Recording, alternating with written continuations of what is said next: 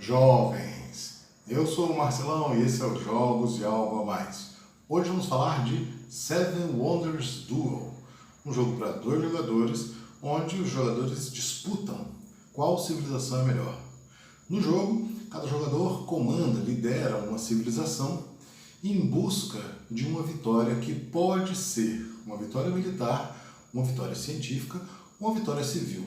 A vitória militar se trava nesse painel aqui, né? Aqui é como se fosse um cabo de guerra. Então, cada vez que você constrói uma estrutura militar, você avança em direção à capital do oponente. Quem chegar ao final conseguiu uma vitória militar. Ao final do jogo, se não tiver sido obtida a vitória militar e o jogo for para a vitória civil, essas plaquinhas aqui marcam pontos de vitória que você pode ganhar.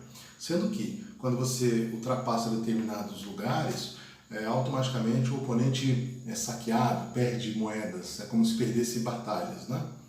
Então, essa é a vitória militar. A segunda vitória é uma superioridade científica, uma vitória científica. Essa vitória acontece quando um jogador consegue colecionar 6 símbolos diferentes desse tipo aqui. Automaticamente ele ganha o jogo, espera o jogo acabar na terceira era apenas para poder contabilizar os pontos e ver como é que foi o tamanho, né, da vitória, da superioridade. E a terceira vitória é a vitória civil, onde as 3 eras são jogadas e é computado quem tem mais pontos, certo? Como é que funciona o jogo? Basicamente, isso aqui é a primeira era, então é jogado isso aqui, depois monta-se uma estrutura para jogar a segunda era e finalmente joga-se a terceira era. Cada jogador começa com 7 moedas. Essas moedas são utilizadas para comprar algumas cartas ou para comprar recursos. No jogo, depois de decidido quem começa, o jogador simplesmente escolhe uma das cartas e pega para si e decide o que vai fazer. Ele pode ou comprar a carta, então essa carta aqui, por exemplo, é uma carta que é um militar e custa uma madeira. Como o jogador está no começo do jogo e não tem como comprar, ele paga duas moedas ao banco, é como se ele comprasse uma madeira do banco, automaticamente construiu um militar e avança na trilha. O outro jogador faz a mesma coisa, coleta uma carta aqui, então vai pegar essa carta aqui, por exemplo, e ela diz que você ganha 4 moedas. Então, automaticamente você ganhou 4 moedas. Note que nesses diagramas, algumas cartas estão presas, estão viradas. Então, essas cartas só vão ser desviradas quando ficarem completamente liberadas. Então, se alguém comprar essa carta aqui, automaticamente essa aqui é virada e é revelada para poder ser comprada novamente. São 6 tipos de recursos, recursos básicos e avançados, vamos dizer assim.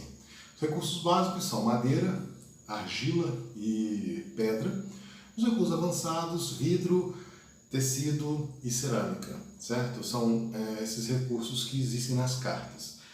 Além disso, no começo do jogo, na preparação, os jogadores recebem aí um total de 8 maravilhas, certo? Que são cartas especiais que tem aqui uma recompensa, tem um custo alto para construir, mas tem uma recompensa. Então, essas cartas, os jogadores sabem quais eles têm, qual ele tem e o outro tem, e as cartas ficam abertas no jogo, de modo que as pessoas acompanhem aí o que cada um tem, né? E é uma das coisas que o jogador pode fazer. Então, ele pode comprar uma carta dessas qualquer, ele pode construir a maravilha se ele tiver os recursos, ou se ele possa comprar os recursos, e ele pode, numa terceira opção, vender uma carta. Dinheiro é importante no jogo. Se você não tem recursos, você compra os recursos, ou do oponente, ou do banco. Quando você compra o recurso do oponente, que eu falo, é porque, por exemplo, cada recurso custa 2 moedas. Se o oponente tiver carta desse recurso, fica uma moeda a mais. Se ele tiver 2 cartas, fica 2 moedas a mais e assim por diante. Então, às vezes, é uma estratégia você pegar um recurso para fazer encarecer aquele recurso que o oponente vai precisar, certo? Mesma coisa, quando você vende uma carta, você vende ela por 2 moedas. Só que se você tem cartas amarelas, funciona como um mercado, então você ganha mais moedas por essa venda, certo? cada jogador tem 4 maravilhas, mas somente 7 maravilhas podem ser construídas, ou seja, o jogador que construir 4 maravilhas primeiro, o outro não vai poder construir as 4. E os bônus das maravilhas são interessantes, porque aqui, por exemplo, o jogador pode pegar uma carta que foi descartada, né? Aqui ele joga de novo, ganha moedas, ganha ponto de vitória.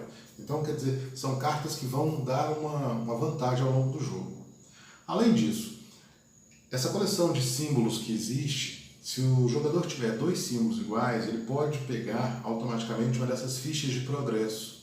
E essas fichas de progresso são interessantes porque elas dão também vantagens para o desenrolar do jogo, né? O jogo é isso. No final de 3 eras, uma das vitórias é alcançada e aí vê quem ganhou o jogo, né?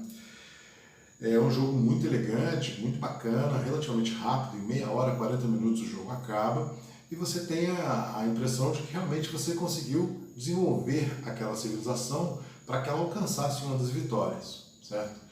É mais comum acontecer a vitória civil, porque as pessoas ficam de olho o tempo todo no militar e no científico, né? Mas o civil, a disputa pelos pontos é que é a mais acirrada e mais comum, certo?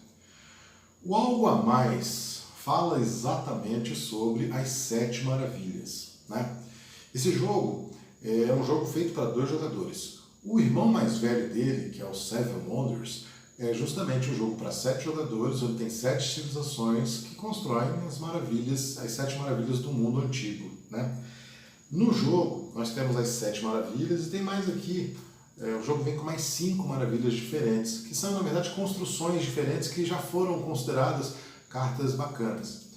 A história das maravilhas, basicamente, é da Grécia Antiga, onde lá pelo ano 100 a.C., os gregos decidiram que haveria uma espécie de roteiro, né? Um roteiro para você ver a história da humanidade. E seriam marcos, visitas, lugares a serem visitados. Esses lugares foram justamente o mausoléu de Halicarnasso, que é um mausoléu muito bacana, de 45 metros, né, de altura, com as paredes em relevo, e que o nome mausoléu começa com isso aqui, porque ele foi construído para hospedar Mausulo, que foi um dos sapátridas da época, né? Os Jardins Suspensos da Babilônia, que é uma construção que ninguém sabe verdadeiramente como é que era, né? Mas as descrições mais diferentes são de realmente andares onde você tinha aí variada fauna e flora, né? O Templo de Ártemis, que é uma construção gigantesca, 127 colunas, cada uma de 20 metros de altura, né? Fazendo um dos maiores templos da antiguidade. A estátua de Zeus, uma estátua de 13 metros, toda ela em marfim, ouro e ébano e pedras preciosas, então uma coisa bem imponente. O Colosso de Rhodes. Rhodes é uma cidade e o Colosso foi erguido em homenagem a uma vitória que Rhodes teve sobre a outra cidade, 33 metros, todo de bronze. O Grande Farol de Alexandria, né? Um farol de 130 metros de altura, né? Imponente, absurdamente, uma das maiores construções da antiguidade. E as pirâmides, né? No caso, a pirâmide de Gizé.